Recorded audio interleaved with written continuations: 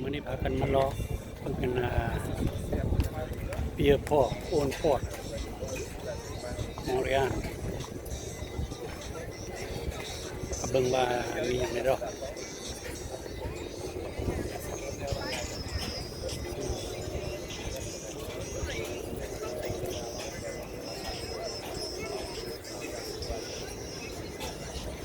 นี่แม่นบอลลินของเด็กน้อย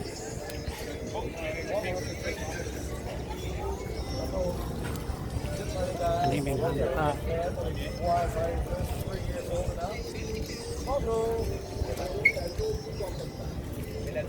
อันย่างไปเบิ่งย่างเลาะเบิ่ง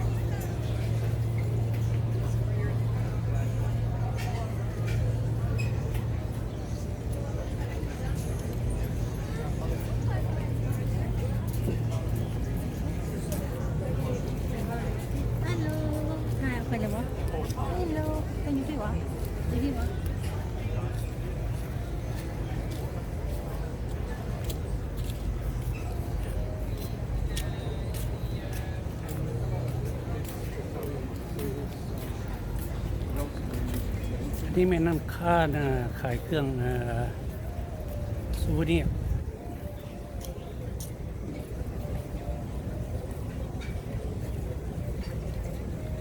ยาวเป็นแถว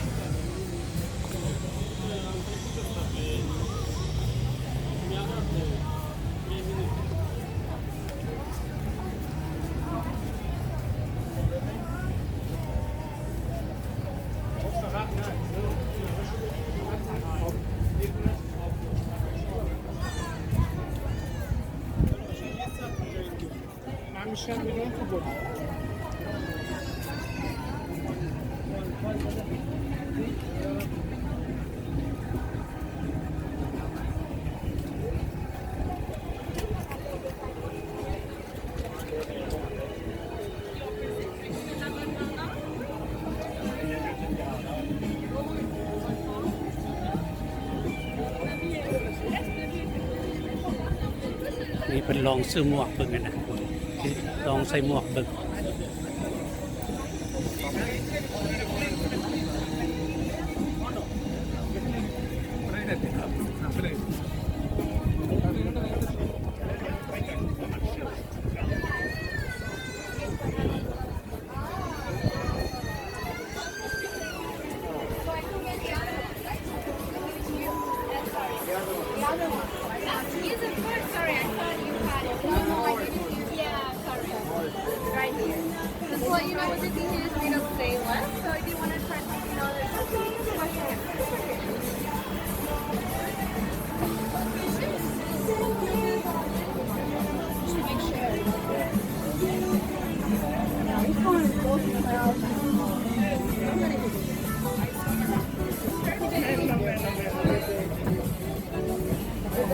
นี่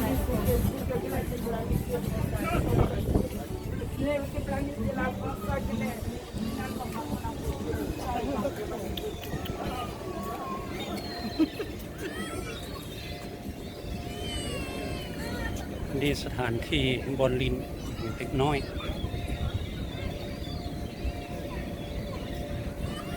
ใครมีลูกมีเต้าแล้วก็เอาข้าเจ้ามาเที่ยวลินเด้อ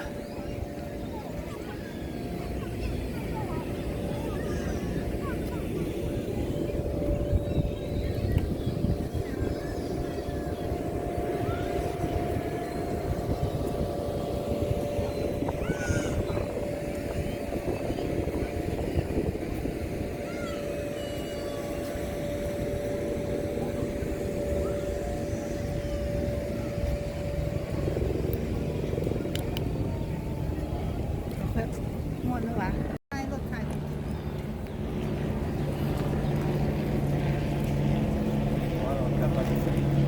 อันนี้เป็นบอนขายของกินพอได้ไปรอบไปเที่ยวเมื่อยอะไรหิวก็มาชวนมาซื้อกินดูดิเป็นรถ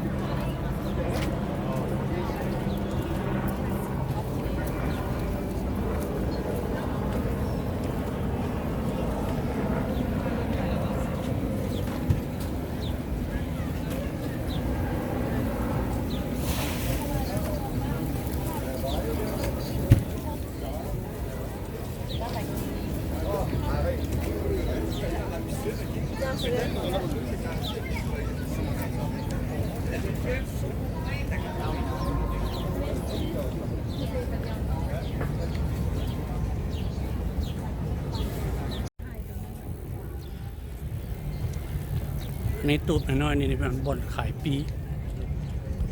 ที่ว่าขี่เรือชมวิว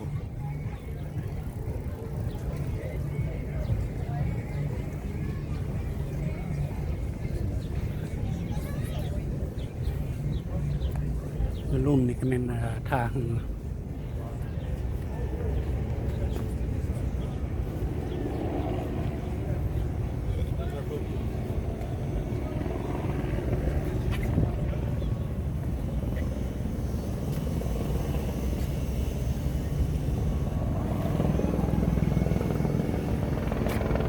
อันนี้เป็นทางเรือบนสลงไปที่เรือชมวิวข้างๆนี่เป็นบนจอดเรือ